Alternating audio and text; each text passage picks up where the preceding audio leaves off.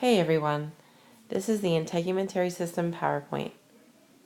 Please follow along with your note sheet and fill in where you see the blanks. Enjoy! The integumentary system is made up of the skin, hair, and nails. There are two distinct regions of the skin. The outermost layer is called the epidermis. This is the layer that we physically see and is continuously replaced.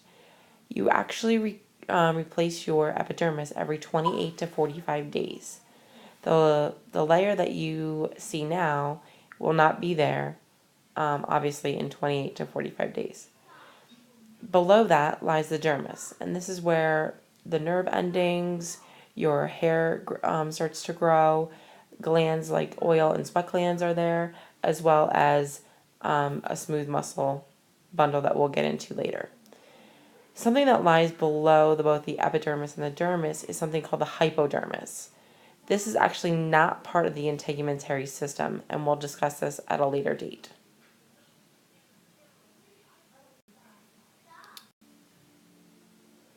The epidermis actually has 4 or 5 different sublayers depending on where the skin is. The first and youngest layer is, and this is actually the deepest layer, is the stratum basal. These are a single row of cells attached to the dermis. Like I said, these are the youngest cells, and they constantly are going to replenish themselves. As these cells get pushed up by the younger ones that come in below, we then go to the stratum spinosum. This is called a spiny layer. Next, we have the stratum granulosum, which is kind of like a granulated appearance. We do have keratinocytes producing keratin, which is where hair and nails are made from. And then only on palms and soles, so basically only in thicker skin, are we going to see something called the stratum lucidum. Lastly, the outermost layer that we physically see is something called the stratum corneum.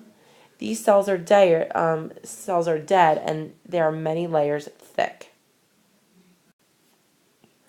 In addition, what I would like you to know is that the stratum basal right here, basically what happens is those cells are going to divide, and then the older cells get pushed up to the stratum spinosum. As these cells go from layer to layer, they start to become more compressed and squished. And as they become more and more squished, their cytoplasm is actually going to be replaced by a hard protein called keratin right here. And these keratinocytes are going to basically do something called keratinization. And that is going to make these cells waterproof.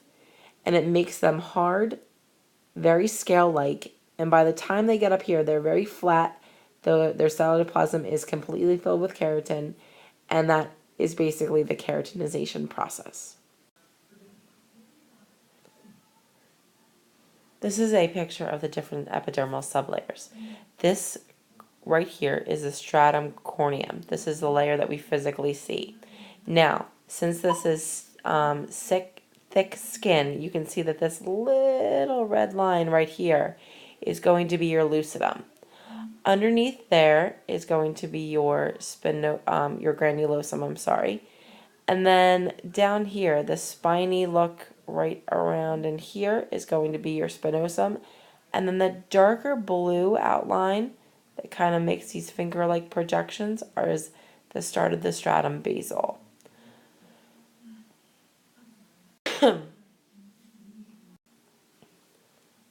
Next, we have the dermis. The dermis is a strong, flexible connective tissue. It's going to have a couple different types of cells. It's going to have your fibroblasts, macrophages, mast cells, which are going to produce your histamine, and your white blood cells, which are part of the immune system. The different fiber types that we have here are the collagen, the elastic, and reticular. So basically, we have all 3 different types of fibers here. You have a rich supply of nerves and blood vessels, and the dermis is actually going to play a critical role in temperature regulation. The blood vessels are going to dilate and to constrict to basically allow you to either cool your body or warm yourself up. It does have 2 distinct layers. The first is going to be the papillary layer. That's going to have your loose areolar connective tissue. And this is actually where you get your fingerprints from, which I'll get into in a minute. And then you have your reticular layer, which is a network of collagen and reticular fibers. Next, we have the hypodermis. As I said before, this is not a layer of the skin. Hypodermis literally means below the skin. Sometimes we also hear this called the subcutaneous layer. Basically, either one, hypodermis, subdermis, or subcutaneous, basically mean the same thing. It's below the epidermis and the dermis.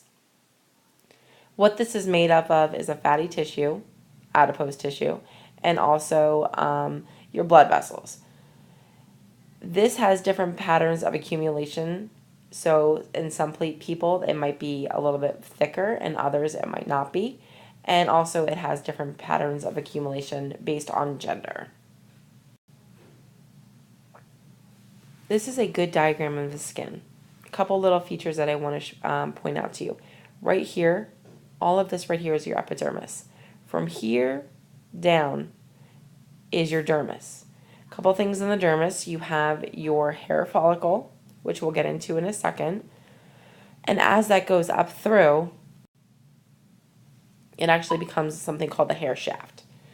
Attached to that is your sebaceous glands, which are your oil glands. Oil glands are going to help make your hair soft and pliable. Here is your sweat glands. And then you have a bundle of smooth muscle called the erector pili. You can see the yellow lines throughout the cell, the skin diagram. Those are basically nerve fibers. And then all the way down here, this is going to be that hypodermis that we were talking about. Going back to the erector pili muscle for a second, what this is this is a bundle of smooth muscle. And what happens is it is connected to the hair follicle and hair shaft right here. So this is under involuntary control. If you remember what we talked about with the smooth muscle, we don't have control over this. So in times of, stress or, fear, or even if you get a chill, what's going to happen is that muscle is going to constrict up. And when it does that, it's going to pucker the skin and actually produce goosebumps and allow the hair to stand on end. Down here you see the yellow, which is your adipose for the hypodermis, and then you see blood vessels going throughout.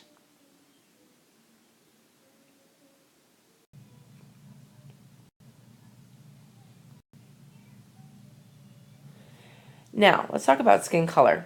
What gives skin its color? There are three main skin pigments. There's melanin, which is the most important. Depending on your genetics and also what region of the world you have come from, is dependent on how much melanin you actually have. Darker skinned people are going to have more melanin. Lighter skinned people are going to have less melanin. Carotene is going to be from carrots and yellow veggies.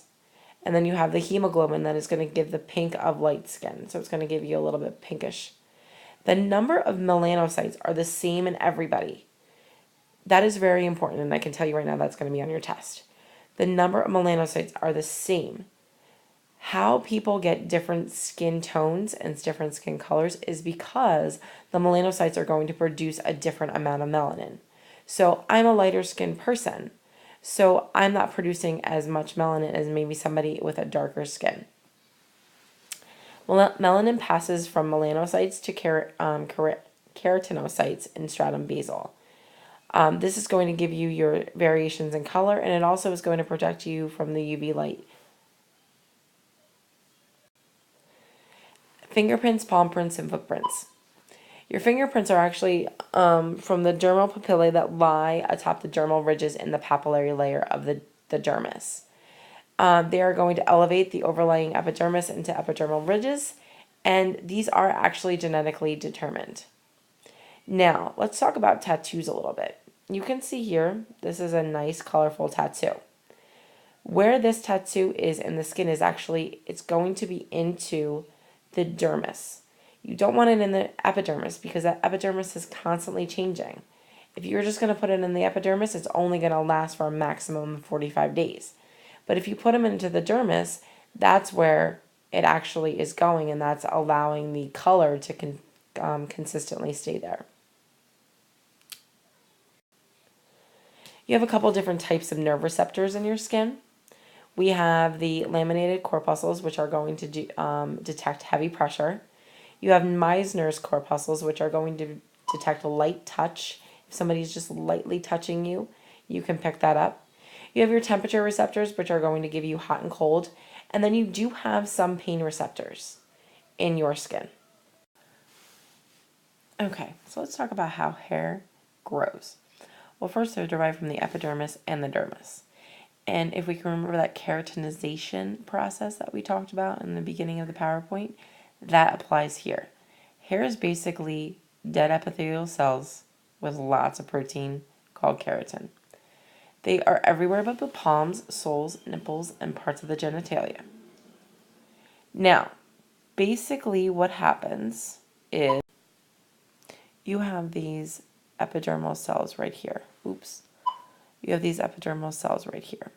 What's going to happen is they're going to continually divide, and as they get pushed inward and upward, they're going to become flatter and obviously fill with keratin.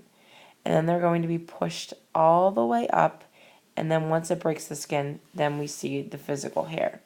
But the hair actually is not just on what we see. It's actually all the way down into the skin. This is the follicle that actually feeds the new cells into the hair to make it grow. There are a couple different phases for hair.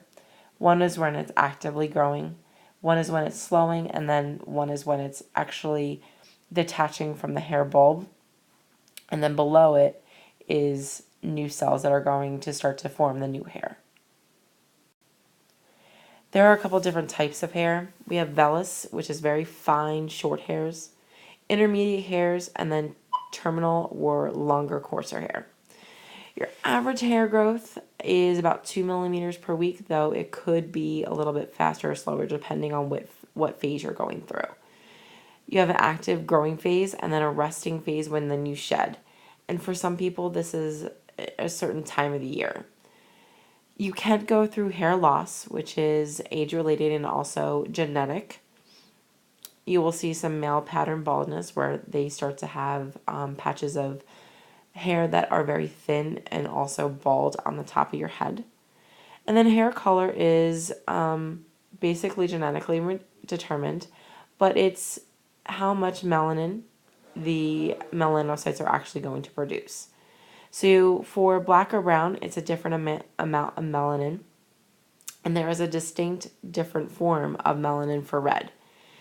In white hair, that is decreased melanin, and those melanocytes are actually dead. So there's not really any pigment there.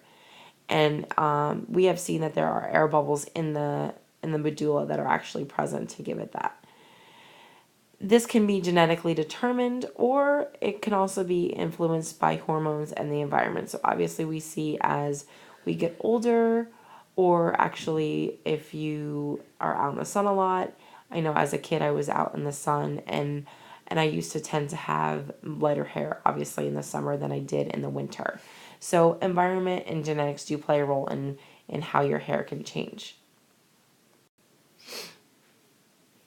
Nails are made of hard keratin, and they are going to correspond to hooves and claws of other animals. It's going to grow from something called the nail matrix. So right here, you have something called the lanula. It's a half moon shape. You can see that on some of your nails.